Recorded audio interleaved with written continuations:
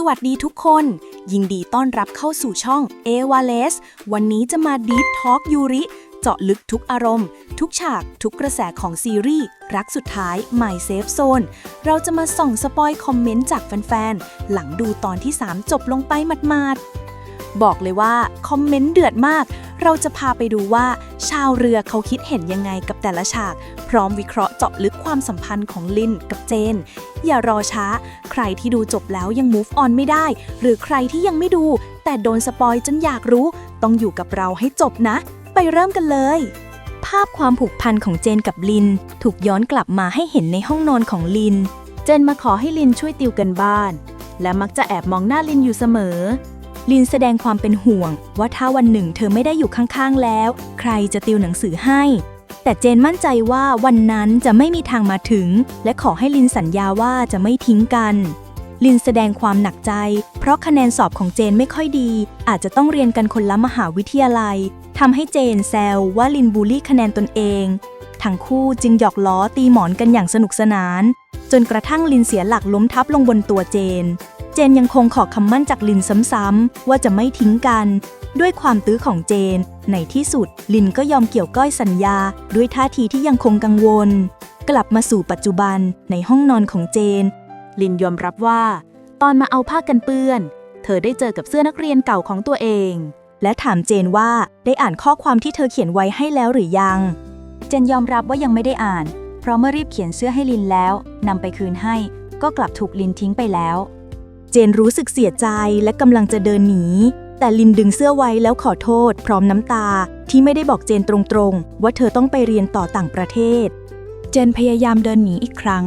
ลินจึงเข้าสวมกอดเจนจากด้านหลังสารภาพผิดว่าเธอเองกลัวว่าถ้าบอกไปตรงๆเจนอาจจะห้ามไว้และทำให้เธอต้องเปลี่ยนใจลินยังบอกอีกว่าเจนคือเพื่อนที่ดีที่สุดที่เธอเคยมีคำว่าเพื่อนที่ดีที่สุดทำให้เจนแกะมือที่โอบกอดของลินออกแล้วหันกลับมาเปิดเผยความในใจว่าเธอไม่ได้อยากเป็นแค่เพื่อนที่ดีแต่อยากเป็นคนรักของลินเจนจูบที่ริมฝีปากของลินอย่างนุ่มนวลและอ่อนโยนพร้อมย้ำคำเดิมว่าเธอไม่ได้อยากเป็นเพื่อนมานานแล้วลินที่ดูสับสนและไม่แน่ใจกับสิ่งที่เกิดขึ้นถอยหลังและเดินจากเจนไปพร้อมกับน้ำตาปล่อยให้เจนยืนอยู่เพียงลำพังกับคำถามที่อยากได้คำตอบจากลินเมื่อลินกลับมาถึงบ้านแม่บอกว่าเกดส่งของมาให้มากมายแต่เมื่อเห็นน้ำตาของลินจึงเล่าความจริงทั้งหมดเรื่องที่เลิกกับแฟนให้แม่ฟังแต่ว่าแม่กลับต้องการให้ลินอดทนแล้วคบกับแฟนต่อไปแม่โทรไปเล่าเรื่องที่ทะเลาะกันให้ป้าของเจนฟังเธอจึงบอกให้เจนไปดูแลลินด้วยความเป็นห่วงเจนจึงเดินมาหาลินที่บ้านลินเห็นเจนจากทางหน้าต่างจึงรีบดึงผ้าม่านปิดราวกับไม่อยากพบหน้า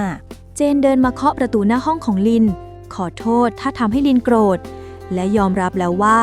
แม้สุดท้ายจะได้เป็นเพียงเพื่อนกันลินที่ยืนฟังอยู่ด้านหลังประตูได้แต่เงียบและร้องไห้ไม่หยุดเจนยังย้ำคำมั่นสัญญาครั้งวัยเรียนที่เคยให้ไว้กับลินว่าจะไม่ทิ้งลินและยังคงรักษาสัญญานั้นเสมอลินได้แต่ร้องไห้รับฟังอย่างเงียบงันโดยมีเจนยืนรออยู่อีกด้านของประตูเจนกลับมาถึงบ้านนึกถึงตอนที่ป้าเอาเสื้อนักเรียนไปซักแห้งและเตือนให้เธออ่านข้อความที่ลินเขียนไว้เมื่อเจนค้นหาเสื้อนักเรียนตัวเก่าของตนมาดูกลับไม่พบข้อความนั้นแล้วเจนก็เดินลงมาข้างล่างพบว่าลินกำลังร้องไห้อยู่ทั้งสองเรียกชื่อกันแล้วรีบวิ่งเข้าไปสวมกอดกันด้วยความห่วงหาลินอธิบายว่าเธอไม่ได้โกรธกับคำสารภาพและจูบของเจนเลยแต่กลับรู้สึกดีเขินและตื่นเต้นทุกครั้งที่อยู่ใกล้เจนคำสารภาพของลินที่ยอมรับว่ารู้สึกมากกว่าแค่คำว่าเพื่อนทำให้เจนยิ้มน้อยยิ้มใหญ่ด้วยความดีใจคราวนี้เป็นลินที่ขวยเขินและเป็นฝ่ายเริ่มประกบริมฝีปากจูบเจนด้วยความรักก่อนที่ทั้งสองจะยอมรับกันและกันอย่างเปิดใจทั้งสองพากันไปทำงานที่ร้านอาหารของเจนทันทีที่เดินเข้าไปลินก็สนใจดอกลิลลี่อวาเร่ที่เธอไม่เคยเห็นมาก่อนผู้ช่วยแม่ครัว2 คนของเจนต่างแซวเรื่องดอกไม้ที่มักจะส่งมาให้เจนเป็นประจำทุกเดือนแต่เมื่อเห็นลินมาด้วยทั้งคู่ก็รีบหลีกตัวออกมาก่อนจะซุบซิบกันแบบรู้ทันว่าเจนกับลินเป็นแฟนกันแน่ๆแต่ก็อดสงสัยไม่ได้ว่าแล้วเจ้าของดอกไม้รายนั้นจะทำยังไงดีคืนนั้นหลังปิดร้าน เจนและลินเดินตรวจดูความเรียบร้อยและปิดไฟลินถามเจนว่าทำงานแบบเดิมทุกวันไม่เบื่อหรือซึ่งเจนตอบว่าไม่เบื่อเมื่อลินเห็นโซฟาตัวนั้นของร้านก็อดนึกถึงคืนที่จูบกับเจนครั้งแรกตอนที่เธอเมาไม่ได้และแอบอมยิ้มอยู่คนเดียว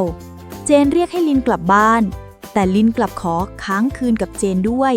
ในห้องนอนของเจนลินเห็นเสื้อนักเรียนสมัยเรียนอยู่บนเตียงและสงสัยว่าทำไมเจนยังไม่ได้อ่านข้อความที่ลินเขียนให้เจนยอมรับว่าที่จริงโกรธเลยไม่อยากอ่านและเพิ่งจะหยิบมาดูแต่ไม่เห็นข้อความลินจึงยื่นเสื้อให้ดูข้อความที่อยู่ตรงปกเสื้อด้านในซึ่งเขียนคำขอโทษที่รักษาสัญญาไม่ได้ลงชื่อลินรู้สึกเสียใจมากที่รักษาสัญญาที่ให้ไว้กับเจนไม่ได้และขอสัญญาใหม่กับเจนว่าถ้าวันหนึ่งความสัมพันธ์นี้มันไม่ใช่จะกลับมาเป็นเหมือนเดิมเจนยื่นนิ้วก้อยให้ยอมรับคำสัญญาแต่ขอแค่ลินอย่าหายไปไหนอีกลินไม่ได้ตอบเป็นคำพูดแต่ยิ้มทั้งน้ำตาคลอเบ้าก่อนจะก้มลงจุมพิษที่มือเนียนของเจนและค่อยๆจุมพิษอย่างนุ่มนวลที่หน้าอกข้างซ้ายของเจนคืนนั้นเองทั้งสองก็ก้าวข้ามคำว่าเพื่อนและกลายเป็นคนรักกันอย่างสมบูรณ์แบบคืนแห่งความหวานชื่นเธอทั้งสองนอนร่วมเตียงกันลินสารภาพว่าคืนที่เมาเธอจำได้ทั้งหมดก่อนจะจับมือเจนไปแตะที่หน้าอกข้างซ้ายของตัวเองแล้วบอกว่าแต่ตรงนี้หายเจ็บแล้วนะเจนสงสัยว่าทำไมไม่บอกว่าจำได้ลินรู้สึกแปลกที่จากเพื่อนแล้วกลายมาเป็นคำที่เธอยังเขินและไม่กล้าพูดออกมาเจนจึงประคองใบหน้าของลินเข้ามาประกบริมฝีปากถามว่ายังแปลกอยู่ไหมลินยังไม่กล้าตอบแต่จูบเจนกลับไปแทนเจนยังถามย้ำอีกครั้งว่ายังแปลกอยู่อีกหรือเปล่าลินยิ้มอย่างอิ่มเอมในความหวานของเจนก่อนจะยอมรับว่าไม่แปลกแล้วเจนกลัวว่าเมื่อลินกลับไปนิวยอร์กคงคิดถึงมากๆลินจึงยอมบอกว่าเธออาจจะไม่กลับไปแล้วและถ้าทุกอย่างลงตัวจะบอกเจนเป็นคนแรกเจนไม่อยากให้ลินไปไหนลินเองก็ไม่อยากไปไหนแล้วเหมือนกันทั้งคู่เอาจมูกถูไถกันไปมาจับมือกันไว้ไม่ปล่อยนอนแนบกายกันและกันทั้งสองนอนกอดกันจนเช้าแต่ต้องตื่นเพราะเสียงโทรศัพท์เรียกเข้าจากพายเจนไม่อยากให้รับสายแต่ลินกลัวว่าจะมีธุระสำคัญซึ่งก็เป็นเรื่องจริงเพราะพายอยากให้ลินไปถ่ายงานให้เช้านั้นเจนเตรียมอาหารเช้าให้ลินด้วยความหงุดหงิดเรื่องพายลินบอกว่าเรื่องงานและป้าของเจนกับแม่ของลินจะไปต่างจังหวัดเป็นอาทิตย์เจนจึงชวนลินไปเที่ยวทะเลเพราะร้านหยุดแต่ลินติดงานที่เพิ่งนัดกับพายเมื่อกี้นี้เจนไม่ค่อยโอเคแต่ก็ยอมได้แต่บอกให้กินข้าวก่อนค่อยไปคุยงานแม้ลินก็ไม่กินเพราะจะรีบไปเตรียมงานแต่เจนก็ยอมเข้าใจก่อนจัดจุ๊บแยกย้ายกันไปพายมาดูเรฟเฟอเรนซ์งานของลินและตกลงเลือกลินให้ทำงานด้วยพายดูรุ่มร่ามกับลินอยู่ไม่น้อยซึ่งลินรู้ดีจึงเดินหลบฉากออกมาอีกมุมหนึ่งของโต๊ะคืนนั้นเจนหงุดหงิดเห็นรถของพายยังไม่กลับไปสักทีได้แต่ยืนบ่นอยู่หน้าบ้านตัวเองเมื่อลินเสร็จธุระและรีบเดินมาที่บ้านเจนเธอได้เห็นรูปถ่ายสมัยเรียนของเธอกับเจนที่ถูกประดับตกแต่งด้วยไฟหยดน้ำและดอกไม้หลายชนิดลินตื่นเต้นและยิ้มด้วยความประทับใจกับสิ่งที่เจนเตรียมไว้ต้อนรับพร้อมอาหารค่ำมื้อพิเศษที่ถูกจัดเตรียมไว้ให้จู่ๆเจนที่นั่งอยู่ในมุมมืดของบ้านก็โผล่ออกมาพร้อมน้ำตาตัดพ้อที่รอนานลินสงสัยว่าเกิดอะไรขึ้นโกรธหรือเจนเสียงตึงโกรธที่เห็นลินอยู่กับคนอื่นและน้อยใจลินน่าจะรู้ดีว่าการถูกหักหลังรู้สึกยังไงภาพตัดมาตอนที่เจนยืนรอลินอยู่หน้าบ้านพอรอไม่ไหวจึงเดินไปหาลินในบ้านแต่กลับพบภาพลินกำลังติดกระดุมเสื้อให้พาอยู่เจนไม่ทันตั้งตัวว่าจะได้เห็นภาพแบบนั้นรีบหลบออกมายืนร้องไห้อยู่ที่หน้าบ้านลินพายออกมาเสี้ยมให้เจนคิดว่าตนกับลินใกล้ชิดกันมากจนอาจมาเป็นแฟนกันในอนาคตเพราะทำงานฟิลเดียวกันพอเห็นแบบนั้นเจนก็ไม่ฟังคำแก้ตัวอะไรเลยถึงลินจะยื้อไว้แล้วบอกว่ามันไม่ได้มีอะไรมากกว่านั้นแต่เจนก็ไม่ยอมเชื่อเลยยังหาว่าลินโกหกแล้วก็เดินหนีขึ้นห้องลินรู้สึกไม่แฟร์ไม่รู้เรื่องอะไรมาก่อนเลยอยู่ดีๆก็โดนโกรธเลยโมโหกลับบ้างตะโกนไล่หลังเจนที่ไม่ยอมฟังคำอธิบายคิดเองเองแบบนี้คบกับใครก็ไปไม่รอดหรอกลินเสียใจจริงๆ แต่ในขณะเดียวกันก็โกรธจริงๆเช่นกันอารมณ์มันตีกันถึงที่สุดแต่ในจังหวะที่กำลังจะก้าวขาเดินออกจากบ้านของเจนสายตาของลินก็ต้องหยุดชะงักเธอเหลือไปเห็นภาพถ่ายสมัยเรียนที่เจนเพิ่งจัดเตรียมไว้ภาพซิลูเอตสวยๆที่เคยถ่ายด้วยกันภาพนิ้วก้อยที่เธอกับเจนเคยเกี่ยวก้อยให้คำสัญญากันไว้ความทรงจำที่เจนพยายามจัดแสดงไว้ทั้งหมดมันเหมือนมีพลังงานบางอย่างดึงขาของลินไว้ทำให้เธอไม่สามารถก้าวเดินออกจากบ้านของเจนที่เป็นเซฟโซนของเธอในวินาทีนั้นทุกคนเราเห็นแล้วว่า EP 3 มันไม่จบแค่ความหวานแต่มันจบลงด้วยความเจ็บปวดคำถามคือทำไมเซฟโซนที่ดูสมบูรณ์แบบอย่างความรักของเจนกับลินถึงพังลงได้ง่ายๆด้วยความไม่ไว้ใจแค่ครั้งเดียววันนี้เราจะมาวิเคราะห์เจาะลึกกันว่าอะไรคือปมในใจของเจนที่ทำให้เธอไม่ยอมฟังคำแก้ตัวอะไรคือบาดแผลในอดีตที่ถูกกระตุ้นขึ้นมาอีกครั้งและคำพูดที่ว่าคิดเองเองแบบนี้คบกับใครก็ไปไม่รอดของลินมันตอกย้ำถึงปัญหาอะไรในความสัมพันธ์นี้กันแน่เตรียมตัวให้พร้อมเพราะเราจะมาค้นหาความจริงที่ซ่อนอยู่เบื้องหลังซีนรักอันร้อนแรงและซีนดราม่าอันบาดใจทั้งหมดนี้ไปพร้อมๆกันเพราะนี่แหละคือเวลาที่เราจะต้องเข้าสู่ช่วง Deep Talk ยูริวิเคราะห์ซีนรักและปมตัวละครของจริงพร้อมแล้วไปเริ่มกันเลยปมเซฟโซนที่มีบาดแผลและความไม่มั่นคงเจนถูกวางเป็นเซฟโซนของลินมาตลอดเจนคือคนที่เราเห็นว่าให้ความรักให้ความหวังดีและเสียสละให้กับลินมาเสมอซึ่งความรักแบบนี้คือความบริสุทธิ์ใจที่สุดแต่เซฟโซนที่สมบูรณ์แบบนี้ก็มีรอยร้าวที่ซ่อนอยู่บาดแผลฝังลึกจากการถูกทอดทิ้งในอดีตลินตัดสินใจจากไปเรียนต่อต่างประเทศอย่างเงียบๆโดยไม่ได้บอกลาเจนการจากไปแบบนี้ไม่ใช่แค่การแยกจากแต่คือการทอดทิ้งที่ไม่มีคำอธิบายหรือโอกาสให้เจนได้ยื้อไว้บาดแผลนี้ทำให้เจนกลายเป็นคนที่มีความไม่มั่นคงอยู่ลึกๆแม้ปากจะบอกว่าไว้ใจแต่ใจของเจนกลัวที่สุดคือการเสียลินไปอีกครั้งหรือการถูกโกหกซ้ำความกลัวที่ถูกกระตุ้นด้วยพายนางแบบและลูกเจ้าของนิตยสารแฟชั่นซึ่งเป็นตัวแทนของโลกที่กดดันและเต็มไปด้วยภาพลักษณ์ที่เคยดึงลินออกไปจากเจนเมื่อ8 ปีก่อนการที่เจนเห็นลินอยู่กับพายการติดงานจนต้องยกเลิกนัดและภาพบาดตาที่ลินติดกระดุมเสื้อให้พายสิ่งเหล่านี้มันไม่ได้มองแค่ปัจจุบันแต่มันคือการฉายซ้ำภาพในอดีตที่เจนรู้สึกว่าลินกำลังจะเลือกโลกใบนั้นอีกครั้งและกำลังจะทิ้งเซฟโซนที่เป็นเจนไว้ข้างหลังเมื่อความกลัวมันพุ่งสูงขึ้นเจนจึงเลือกที่จะใช้ความโกรธและการเดินหนีเป็นกลไกป้องกันตัวเองเพราะการหนีขึ้นห้องไปร้องไห้มันง่ายกว่าการเผชิญหน้ากับความจริงที่ว่าเธออาจจะถูกทิ้งอีกครั้งความไม่ไว้ใจที่ทำลายความสัมพันธ์ของยูริที่สวยงามใน EP 3 เพิ่งก้าวข้ามเส้นเพื่อนมาได้ไม่นานแต่ความรักที่เพิ่งเริ่มต้นกลับต้องมาเจอกับกำแพงความไม่ไว้ใจที่สร้างจากบาดแผลในอดีตเจนจึงคิดเองเอง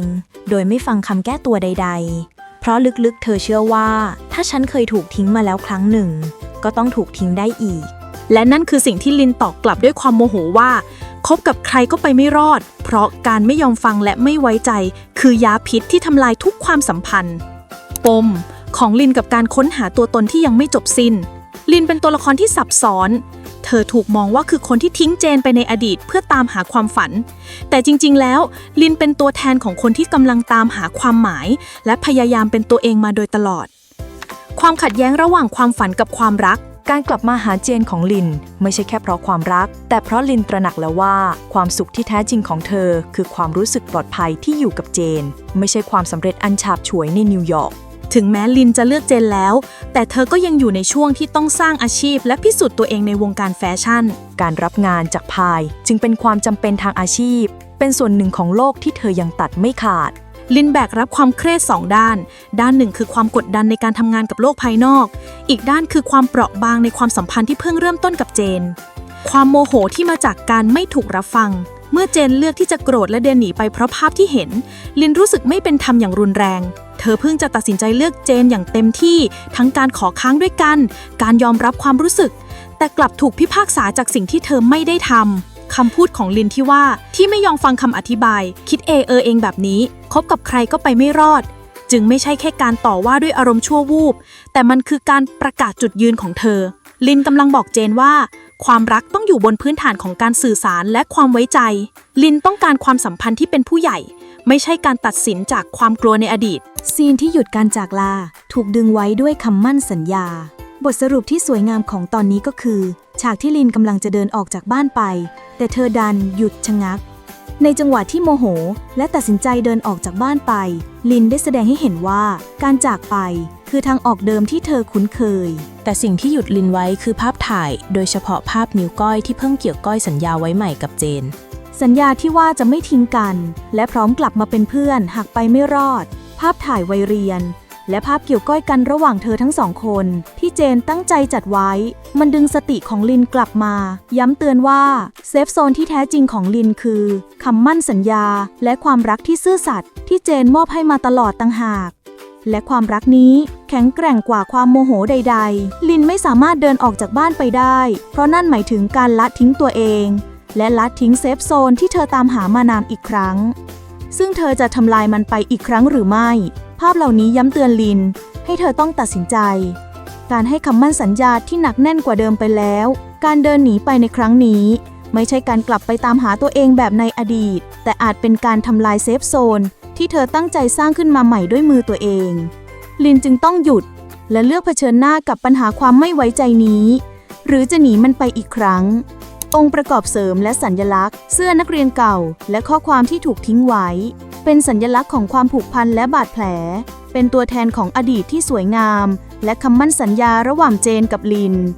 แต่ข้อความขอโทษที่เขียนไว้ด้านในปกเสื้อคือบาดแผลที่เจนไม่เคยได้อ่านและคำโกหกที่ลินไม่เคยได้อธิบาย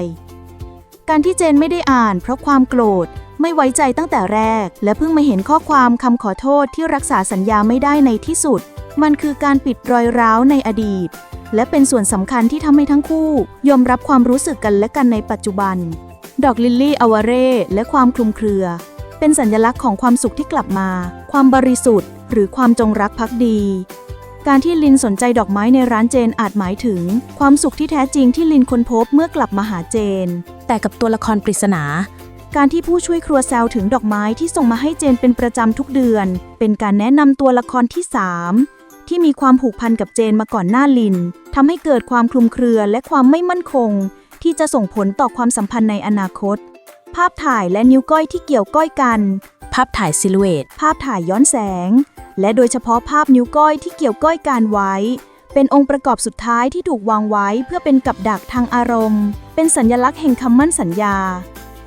ในจังหวะที่ลินต้องหยุดชะงักตัดสินใจจะเดินหนีออกจากปัญหาที่เคยทำซ้ำรูปแบบเดิมในอดีตภาพเหล่านั้นได้ทำหน้าที่เป็นโซ่ตรวนแห่งความรักและเครื่องย้ำเตือนคำสัญญาที่เพิ่งให้แก่กันไว้ภาพเหล่านั้นแสดงให้เห็นว่าเซฟโซนของลินคือเจนและลินไม่สามารถทำลายความทรงจำและคำสัญญาที่ผูกมัดทั้งสองไว้ได้อีก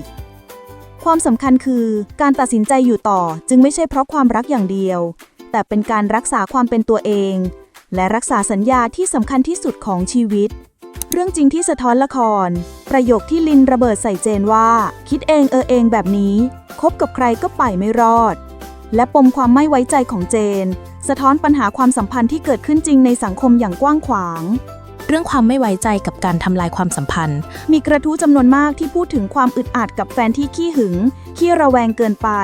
ซึ่งทำให้คนถูกหึงรู้สึกอึดอัดและกดดันมากเหมือนที่ลินรู้สึกกับเจนคำเตือนที่ปรากฏในคอมเมนต์คือหึงมากก็ทุกข์มากค่ะและยิ่งจะทำให้แฟนคุณอึดอัดยิ่งทำให้เข้าใจกันไม่ไว้ใจกันจะกลายเป็นปัญหาที่ใหญ่ขึ้นซึ่งเป็นการยืนยันคำพูดของลินว่าความไม่ไว้ใจและการคิดเองคือสาเหตุหลักที่ทำให้ความสัมพันธ์ไปไม่รอดส่วนปมในอดีตฉันไม่ไว้ใจเพราะเธอเคยทำให้ฉันเจ็บตัวอย่างในกระทู้แสดงให้เห็นว่าบ่อยครั้งการนอกใจหรือการกระทำในอดีตเหมือนที่ลินเคยทิ้งเจนไปเรียนต่อคือสาเหตุที่ทำให้ฝ่ายที่เหลืออยู่เกิดอาการระแวงที่หนักขึ้นเจนเลือกที่จะระเบิดอารมณ์และเดินหนี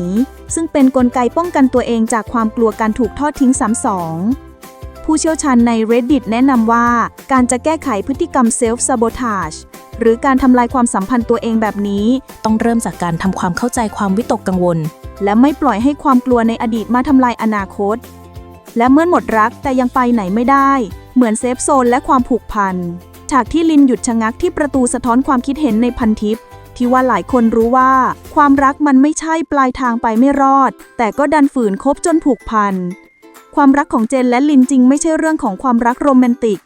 แต่เป็นเรื่องของความผูกพันและเซฟโซนที่ทั้งคู่สร้างร่วมกันมาตั้งแต่วัยเรียนจนทำให้แม้จะทะเลาะกันรุนแรงแค่ไหนแรงดึงดูดของเซฟโซนก็มีอำนาจมากกว่าความโกรธและอาจจะช่วยหยุดยั้งการตัดสินใจที่ผิดพลาดได้หลังจากที่เรา Deep Talk วิเคราะห์กันมาอย่างเข้มข้นแล้วก็ต้องยอมรับว่ารักสุดท้าย My Safe Zone EP 3 เนี่ยมันคือการเดินทางทางอารมณ์ที่พาเราขึ้นไปฟินสุดๆแล้วก็ดิ่งลงมาเจ็บสุดๆแล้วผู้ชมทั่วโลกเขารู้สึกยังไงกับความรักที่เพิ่งจะเบ่งบานแล้วก็เจอวิกฤตความไม่ไว้ใจนี้บ้างมาดูกันที่ฟีดแบ็กจากแฟนๆชาวไทยและชาวต่างชาติกันบ้างเพราะทันทีที่ฉากสารภาพรักซีนจูบสุดหวานและฉากระเบิดอารมณ์ท้ายตอนถูกปล่อยออกไปกระแสในโลกโซเชียลทั้งในพันทิป Twitter และ Reddit คือลุกเป็นไฟเลยทีเดียวเรามาดูกันว่าคอมเมนต์ที่แรงที่สุดและคอมเมนต์ที่บ่งบอกถึงปมตัวละครที่สุดเขาพูดถึงความสัมพันธ์ของเจนกับลินในตอนนี้ว่ายังไงบ้างพร้อมแล้วไปดูกระแสกันเลยฉันไม่โทษเจนมากนักหรอกค่ะที่อารมณ์ขึ้นขนาดนั้นหลังจากที่ลินเคยทิ้งเธอไปแบบนั้นเมื่อก่อนมันดูรุนแรงไปหน่อยแต่ก็เข้าใจได้นะสงสารลินที่เพิ่งจะลงตัวกับแฟนแต่แฟนกลับเป็นเจ้าเข้าเจ้าของสุดๆแต่ก็ดีใจที่ได้เห็นลินกล่าวขอโทษแม้จะดูเป็นข้ออ้างที่ไม่ค่อยสมเหตุสมผลก็ตามและดีใจที่ซีนสารภาพรักเป็นเรื่องจริง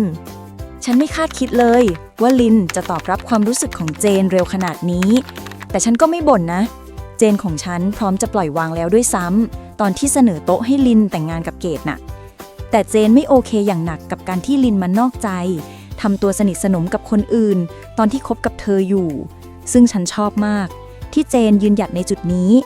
เธอเป็นคนอ่อนโยนที่ให้อภัยลินทุกอย่างมาตลอดนะยกเว้นเรื่องนอกใจนี่แหละตอนแรกฉันโกรธอลินมากตลอดทั้งสัปดาห์แต่พอมาเจอซีนนี้ความโกรธก็หายไปอย่างรวดเร็วเลยค่ะน้องหมิวสวยมากๆมีใบหน้าที่ดูแพงมากๆเพราะน้อยคนที่จะมีใบหน้าแบบนี้ฉันหวังว่าช่อง3จะรักษาสตอรี่ให้เรียบง่ายและทำให้ตัวละครเชื่อมโยงกับคนดูได้โดยไม่ต้องมีพล็อตที่ซับซ้อนเกินจำเป็นเพราะฉันรักลีน่าหมิวและยังเชื่อว่าถึงแม้ซีรีส์จะมีฉากซ้ำๆและปัญหาเรื่องจังหวะการเล่าเรื่องแต่ฉันก็ยังรักตัวละครและความสัมพันธ์ของพวกเขาและวิสัยทัศน์ของเรื่องราวนี้ก็ยังน่ารักและเรียบง่ายฉันแค่หวังว่าพวกเขาจะกู้คืนมาจากปัญหาเรื่องจังหวะและตัดต่อได้ฉันหงุดหงิดที่เจนให้อภัยลินง่ายมากๆและมันก็ทำให้ฉันรำคาญที่เห็นว่าเจนทุ่มเทในความสัมพันธ์นี้มากกว่ามันเป็นแค่ความรู้สึกนะแต่เราเห็นได้ชัดว่าลินไม่ได้มีความรู้สึกเชื่อมโยงเท่าเจนเลยฉันยังรู้สึกว่าลินเป็นเหมือน red flag ที่ซ่อนอยู่เพราะเธอทำตัวน่ารักเพื่อให้เจนยอมรับการกระทำของเธอได้ง่ายขึ้นและดูเหมือนเธอจะพยายามทำตามความฝันมากกว่าความรู้สึกของเจนอลินกลัวว่าถ้าต้องเลิกกันความเป็นเพื่อนที่ดีต่อเจนจะหายไปความผูกพันของคู่นี้มันยิ่งใหญ่มากจนลินกลัวว่าถ้าไปต่อไม่รอดจะเสียเจนไปทั้งในฐานะคนรักและเพื่อนสนิทไปเลยเหมือนการพนันครั้งใหญ่ของลินเลยฉากที่เจนไม่ฟังคำอธิบายแล้วเดินหนีคือความท็อกซิกที่มาจากบาดแผลในอดีตล้วนๆเลยลินพูดถูกนะคิดเองเองแบบนี้คบกับใครก็ไปไม่รอดเพราะเจนกลัวการถูกทิ้งจนทำลายความสัมพันธ์ด้วยมือตัวเองทั้งที่ลินเลือกเจนแล้ว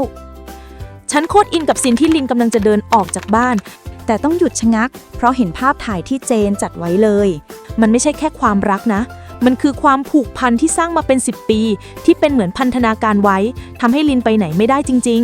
ๆชอบความจริงที่ว่าเจนที่ดูเป็นเซฟโซนสุดๆก็มีความไม่มั่นคงและมีอารมณ์โกรธที่รุนแรงได้เหมือนคนอื่นเพราะเธอเคยเจอเหตุการณ์ที่โหดร้ายมาก่อนคนที่เคยถูกทิ้งย่อมมีกำแพงหนาเสมอและพายคือตัวกระตุ้นกำแพงนั้นได้เป็นอย่างดีฉันชอบเคมีระหว่างลีน่ากับหมิวมากนะและที่สำคัญช่อง3ไม่ได้ทำให้พวกเธอเจ๊งอย่างที่หลายคนกังวลเนื้อเรื่องทำได้ดีมากจนถึงตอนนี้ปมการเป็นเพื่อนสนิทที่แอบชอบกันก็ทำให้คนดูอินได้ง่ายมาก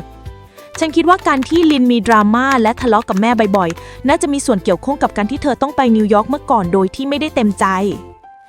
การรักเพื่อนสนิทเป็นความรู้สึกที่สวยงามและเจ็บปวดที่สุด